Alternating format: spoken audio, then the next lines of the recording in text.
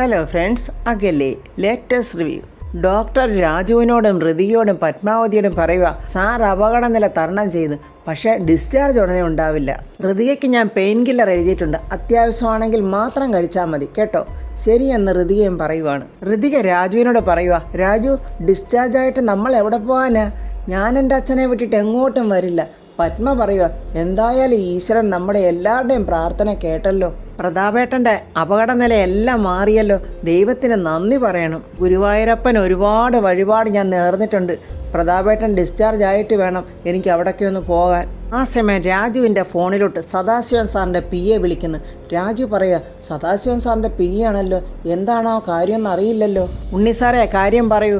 അപ്പോൾ ഉണ്ണി പറയുന്നു, രാജു ഒരു പ്രത്യേക കാര്യം പറയാനാണ് ഞാനിപ്പോൾ വിളിച്ചത്. പ്രതാപവർമ്മ സാർ ഹോസ്പിറ്റലൈസ്ഡ് ആണെന്നും ആരോഗ്യപരമായി തിരിച്ചു വരാൻ വളരെ താമസിക്കുമെന്നും ഇവിടെ ചർച്ചയുണ്ടായി. അതുകൊണ്ട് പാർട്ടിയുടെ സ്റ്റേറ്റ് കമ്മിറ്റി കൂടി അറിവും പാരമ്പര്യവും ഒക്കെ കണക്കിലെടുത്ത് വർമ്മ സാറിന്റെ സ്ഥാനത്ത് അദ്ദേഹത്തിന്റെ സഹോദരി അംബിക വർമ്മയെ പരിഗണിക്കാമെന്ന് കമ്മിറ്റി തീരുമാനിച്ചു. പ്രതാപവർമ്മ സാറിന് പകരം വിദ്യാഭ്യാസ വകുപ്പ് മന്ത്രി അംബിക വർമ്മ. എന്നാൽ ശരി, വെക്കട്ടെ രാജു എന്നും പറഞ്ഞു ഉണ്ണി ഫോൺ കട്ട് ചെയ്യുവാണ്. രാജു ഇങ്ങനെ അന്തം വിട്ട് നിൽക്കുക. എന്തു പറയണമെന്നൊന്നും മനസ്സിലാകാതെ രാജു ഇങ്ങനെ ശില പോലെ നിൽക്കുക. അത് കണ്ടിട്ട് പത്മാവതിയും ഋതിയെ മാറി മാറി ചോദിക്കുക, എന്താ രാജു, എന്തു പറ്റി? ഏയ് ഒന്നുമില്ല എന്നിങ്ങനെ രാജു പറയുമ്പോൾ, അങ്ങനെയല്ലല്ലോ, നീ നുണ പറയുക എന്നിങ്ങനെ പത്മാവതി പറയുന്നുണ്ട്. എന്തായാലും നീ കാര്യം പറയടാ മോനെ എന്നിങ്ങനെ പറയുമ്പോൾ രാജു ആകെ വിഷമിച്ചുകൊണ്ട് പറയുക, ഒരു ഷോക്കിംഗ് ന്യൂസാ. ഷോക്കിംഗ് ന്യൂസോ? എന്താണെങ്കിലും കാര്യം തുറന്നു പറ രാജു. വർമ്മ സാർ ഹോസ്പിറ്റലിലായ തക്കം നോക്കി അവർ പണി തുടങ്ങി. ആ അംബിക സാറിന് പകരം പുതിയ വിദ്യാഭ്യാസ വകുപ്പ് മന്ത്രി അംബിക വർമ്മ. കണ്ടില്ലേ അവളുടെ അടുത്ത ചതി? പത്മ പറയുക, ആങ്ങളെ ഇരുന്ന കസേര തൊഴിച്ചു മാറ്റി മറ്റൊരു കസേരയിൽ ഇവള്, അതും കൾച്ചറില്ലാത്ത ഇവളോ ഒരു സംസ്ഥാനത്തിന്റെ വിദ്യാഭ്യാസ മന്ത്രിയാകാനോ? ഋതിക ദേഷ്യം കൊണ്ട് വിറയ്ക്കുക. എൻ്റെ അമ്മയെ അവർ തകർത്തു, അച്ഛൻ്റെ ജീവിതം തൊലച്ചു. ഇനിയും എൻ്റെ അച്ഛനെ തകർക്കാൻ ഞാൻ അവളെ അനുവദിക്കില്ല. അവൾ ആ കസേരയിൽ ഇരിക്കില്ല, ഞാൻ ഇരുത്തത്തില്ല. പ്രതാപൻ ഓപ്പറേഷൻ കഴിഞ്ഞിങ്ങനെ കിടക്കുമ്പോൾ അംബിക ചെന്ന് കണ്ടിട്ട് പറയുക, നീ മരിക്കാൻ ഞാൻ ആഗ്രഹിക്കുന്നില്ല, പക്ഷേ നീ ഇങ്ങനെ കിടക്കാൻ ഞാൻ ആഗ്രഹിക്കുന്നു. ഉണരാനാവാത്ത വിധത്തിൽ നീ സമാധാനത്തോടെ കിടന്നോളൂ. നിന്റെ ആയുഷ്കാലം മുഴുവൻ നീ ഇങ്ങനെ കിടന്നോളൂ. അവിടെ കിടന്നുകൊണ്ട് നല്ല സ്വപ്നങ്ങളും കൂടെ വേണമെങ്കിൽ കണ്ടോളൂ. എനിക്കതാ സന്തോഷം എന്നിങ്ങനെ മനസ്സിൽ പറഞ്ഞിട്ട് അവളവിടെ നിന്ന് പോവുക. രാജുവും ദേഷ്യത്തോടെ നിന്ന് പറയുക, ഇവളെയൊക്കെ മന്ത്രിയാക്കുന്ന പാർട്ടിക്കാരെയാണ് തല്ലേണ്ടത്. അംബിക അങ്ങോട്ട് നടന്നു വരുന്നുണ്ട്. രാജു കണ്ടിട്ട്, ഋതു നോക്ക് അവർ വരുന്നുണ്ട്. ആരാ രാജു എന്നിങ്ങനെ പത്മ ചോദിക്കുമ്പോൾ, ആ അംബിക. അയ്യോ ഇനി എന്ത് ചെയ്യും? അവൾ ഇങ്ങോട്ട് വന്നാൽ എന്നെ കാണില്ലേ?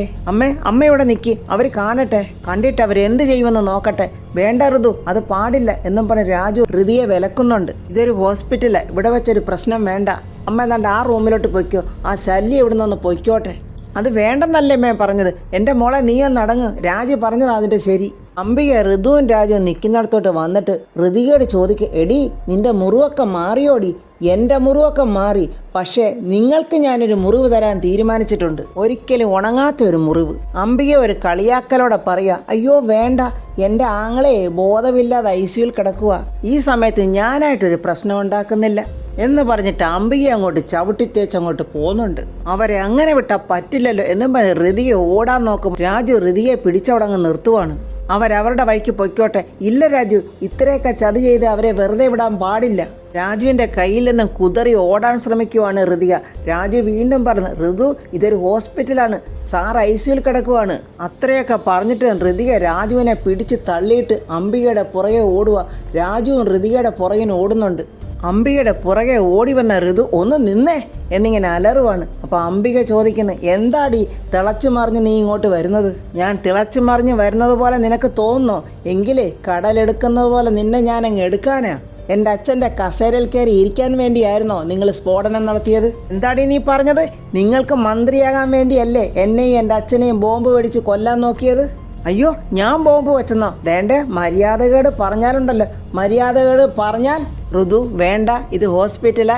രാജു ഇങ്ങനെ പറയുമ്പോൾ, രാജു മിണ്ടാതിരിക്കുക രാജു, ഇവരെ ഇങ്ങനെ വിട്ടാൽ പറ്റില്ല. എൻ്റെ അമ്മയും അച്ഛനെയും തമ്മിൽ തെറ്റിച്ച് ഇവരവരുടെ ജീവിതവും തകർത്തു. എൻ്റെയും രാജുവിൻ്റെയും ജീവിതം തകർക്കാൻ ഇവർ പല പ്രാവശ്യമായിട്ട് ശ്രമിക്കുന്നു. ഇപ്പോഴാണെങ്കിൽ ഒടുവിൽ അച്ഛനെയും എന്നെയും കൊല്ലാൻ നോക്കി. ഇവരുടെ മകനും കൂടിയാണ് ചെയ്തത്. തലനാരിഴയ്ക്കാ രാജു ഞാൻ രക്ഷപ്പെട്ടത്. നോക്ക്, ഇപ്പം എൻ്റെ അച്ഛനാണെങ്കിൽ ICUല. ഞാനിത് പോലീസിൽ കംപ്ലൈൻറ്റ് ചെയ്യും. എന്നെ കുടുക്കി ജയിലിലാക്കിയതുപോലെ ഇവരെയും ഞാൻ അകത്താക്കും. അച്ഛനെ കൊന്ന് അധികാരത്തിൽ കയറാൻ നടക്കുന്ന ശവം. ഋതിക അങ്ങനെ പറഞ്ഞത് കേട്ടിട്ട് അംബിക ഒരു കൂസലുമില്ലാതെ പറയുന്നു, നീ പോയി കേസ് കൊടുക്കടി, അതൊക്കെ ഞാൻ നോക്കിക്കോളാം. ഋതു, മതിയാക്ക്, ഇവരെ പോലെ നീയും തരം താഴല്ലേ, രാജു പറയുക. പുച്ഛത്തോടെ അംബിക രാജുവിനെ പോടാ എന്ന് പറഞ്ഞിട്ട് അംബിക ഇങ്ങനെ അങ്ങ് പോവുകയാണ്. അംബിക അങ്ങനെ അങ്ങോട്ട് പോകുമ്പോൾ കുറച്ച് വാർത്താ ചാനലുകാരെല്ലാം ക്യാമറയും പൊക്കി എടുത്തോണ്ട് ഓടുന്നുണ്ട്.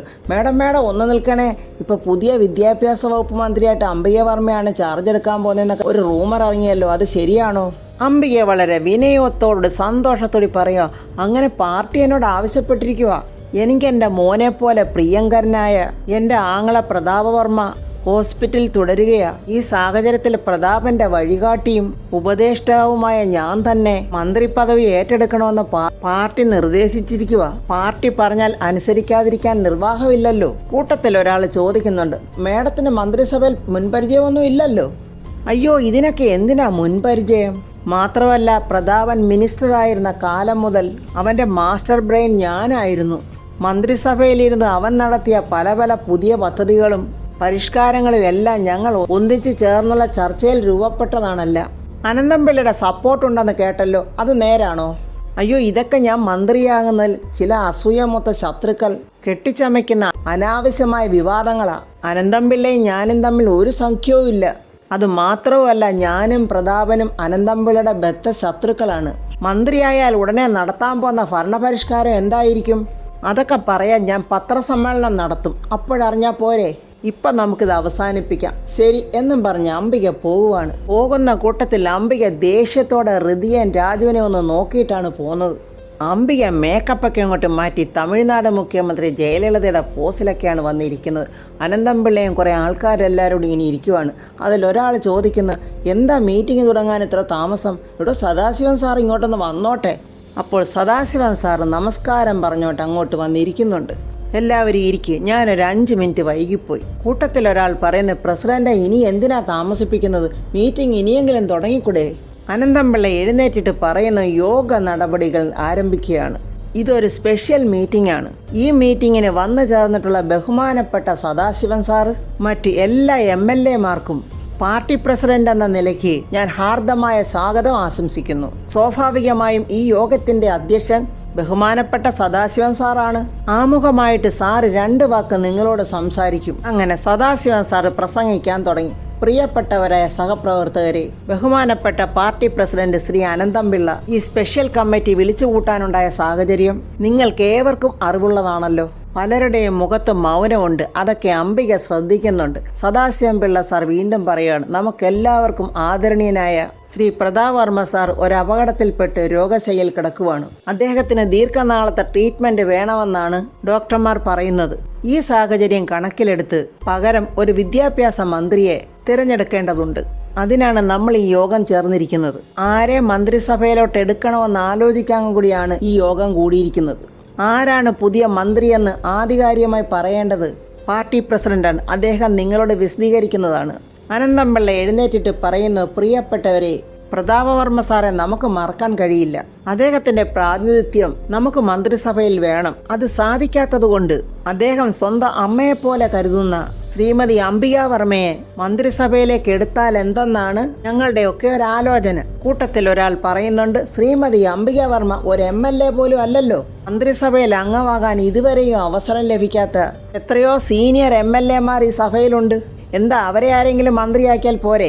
അനന്തംപിള്ള അതിന് മറുപടിയായിട്ട് പറയാ, അയ്യോ, അങ്ങനെ ഒരാളെ മന്ത്രിയാക്കിയാലേ വർമ്മ സാറിനോട് നമ്മൾ ചെയ്യുന്ന ഒരു നീതികേടല്ലേ? മറ്റൊരാൾ ചോദ്യമായിട്ട് ഉയർന്നു, എന്ത് നീതികേട്? അധികാരം ആരുടെയും കുത്തകയൊന്നുമല്ല. ഇത്രയും നാളും വർമ്മ സാർ ഭരണം നടത്തിയതല്ലേ? ഇനി മറ്റാർക്കെങ്കിലും അവസരം കൊടുക്ക്. അതെ, ഞാൻ കഴിഞ്ഞ 30 കൊല്ലമായിട്ട് ചിങ്ങവനം MLA ആണ്. ഇതുവരെയും എനിക്ക് മന്ത്രിയാകാൻ ഒരു അവസരം വന്നിട്ടില്ല.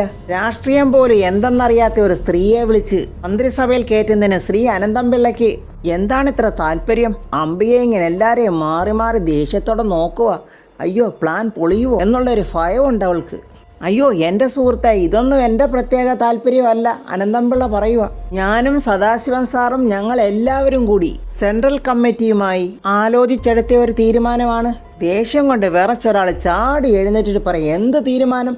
ഇതിൻ്റെ മുന്നിൽ കളിച്ച നാടകീയതയൊക്കെ ഞങ്ങൾക്കറിയാം. അയ്യോ, നിങ്ങൾ തെറ്റിദ്ധരിച്ചിരിക്കുക. ഇതിൻ്റെ പിന്നിൽ ഒരു നാടകീയവും ഇല്ല. ആവശ്യമില്ലാത്ത ആരോപണങ്ങൾ ഒന്നും തങ്ങൾ ഉന്നയിക്കരുത്. അംബികാവർമ്മയെ മന്ത്രിസഭയിലേക്ക് എടുക്കാൻ ഭൂരിപക്ഷ തീരുമാനമുണ്ട്. ഭൂരിപക്ഷം ഉണ്ടെങ്കിൽ നിങ്ങൾ അങ്ങോട്ടങ്ങ് എടുത്തോ, ഞാൻ ഈ കമ്മിറ്റി ബഹിഷ്കരിക്കുന്നു എന്നും പറഞ്ഞ് അദ്ദേഹം ഇറങ്ങി അങ്ങ് പോവുകയാണ്. ഞാനും എന്നും പറഞ്ഞ് അടുത്ത ആളും എഴുന്നേറ്റ് പോയി കഴിഞ്ഞു. അനന്തംപിള്ളയെ ഒന്ന് പതറുന്നുണ്ട്. എന്നിട്ട് പറയുക, പോകുന്നവരൊക്കെ അങ്ങോട്ട് പോട്ടെ. ശ്രീമതി അംബികാവർമ്മയ്ക്ക് മന്ത്രി പദവി കൊടുക്കുന്നതിൽ നിങ്ങൾക്ക് മറ്റാർക്കെങ്കിലും എതിർപ്പ് വല്ലതും ഉണ്ടോ? കൂടിയിരിക്കുന്ന കൈക്കൂലിക്കാരെല്ലാം ഒത്തുചേർന്ന് പറയുന്നുണ്ട്, ഇല്ലില്ല ഇല്ലില്ല എന്ന്. എന്നാൽ പിന്നെ അത് കൈയടിച്ചങ്ങ് പാസ്സാക്ക്. അനന്തംപിള്ള അങ്ങനെ പറഞ്ഞതും ഇരുന്ന കൈക്കൂലിപ്പടകളെല്ലാം കൈയടിച്ച് പാസ്സാക്കുവാണ്. അപ്പോൾ 6 മാസത്തിനുള്ളിൽ ബൈ ഇലക്ഷൻ നേരിടാമെന്നുള്ള വ്യവസ്ഥയോടെ ശ്രീമതി അംബികാവർമ്മയെ ഈ മന്ത്രിസഭയിലെ അംഗമാക്കാൻ സംസ്ഥാന കമ്മിറ്റി തീരുമാനിച്ചിരിക്കുന്നു. ഈ സമയം രാജുവും ഹൃദയെ ഹോസ്പിറ്റലിൽ നിൽക്കുക. രാജു പറയുക, വർമ്മ സാർ ഇങ്ങനെ കിടക്കുമ്പോൾ ആ അംബിക മന്ത്രിയാകാൻ ഒരുങ്ങുക. അതിനുള്ള കളികളാണ് അവർ നടത്തിക്കൊണ്ടിരിക്കുന്നത്. അപ്പോൾ അവരുടെ ലക്ഷ്യം അതായിരുന്നു അല്ലേ രാജു? അതിനനുവദിച്ച് കൊടുക്കരുത് രാജു. നമുക്ക് എന്ത് ചെയ്യാൻ പറ്റും ഋതു? ഇതൊക്കെ തീരുമാനിക്കുന്ന പാർട്ടിക്കാരല്ലേ? അംബികയും അനന്തനും ചേർന്ന് പാർട്ടിക്കാരെ എല്ലാം കയ്യിലെടുത്തിരിക്കുക. അവരുടെ ശല്യം അടിക്കടി കൂടി വരിക. ഇനി അധികാരം കൂടി കിട്ടിയാൽ ബാക്കി പറയുകയും വേണ്ട രാജു. ഇതൊക്കെ അണിയറയിൽ നടന്ന വലിയ പ്ലാനിങ്സിന്റെ അനന്തര ഫലങ്ങളാണ് ഋതു. ഇതൊക്കെ വർമ്മ സാറിനെ വീഴ്ത്തിക്കൊണ്ട് അധികാര കസേലയിലേറുക എന്നുള്ള പ്ലാനിങ്. അപ്പോൾ ദീപക് അങ്ങോട്ട് വരുന്നുണ്ട്. ഋതിക പറയാ, ദോണ്ട വരുന്നുണ്ട് വൈറസ്. ദീപക് അവരെ മൈൻഡ് ചെയ്യാതെ അങ്ങോട്ട് പോകുമ്പോൾ രാജു, ഡാ അവിടെ നിന്ന് നിന്നേ, നീ നിന്റെ അമ്മയും കൂടി ഇപ്പം പാർട്ടി ഓഫീസിലാണെന്ന് കേട്ടല്ലോടാ, ഋതിക ചോദിക്കുക. ദീപക് ഒരു നെകളിപ്പൊടെ, ഞങ്ങൾ പാർട്ടി ഓഫീസിലൊന്നും പോയതല്ല, അനന്തംപിള്ള ഞങ്ങളെ പാർട്ടി ഓഫീസിലോട്ട് വിളിപ്പിച്ചതാ. പിന്നെ വല്യമ്മാവൻ ഇങ്ങനെ കിടക്കുമ്പോൾ വിദ്യാഭ്യാസ വകുപ്പ് മന്ത്രിയുടെ സ്ഥാനം അമ്മ വഹിക്കണമെന്ന് റിക്വസ്റ്റ് ചെയ്യാൻ അവർ വിളിപ്പിച്ചത്. അയ്യോ, ഈ നാട്ടിൽ അതിനുള്ള യോഗ്യതയുള്ള ആരും ഇല്ലേടാ ദീപക്കെ? ഋതിക ചോദിക്കുക.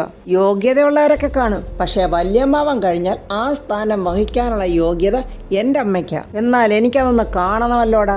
അച്ഛനെ കട്ടിലിലാക്കിയിട്ട് അവരുടെ ഒരു കസേരക്കളി.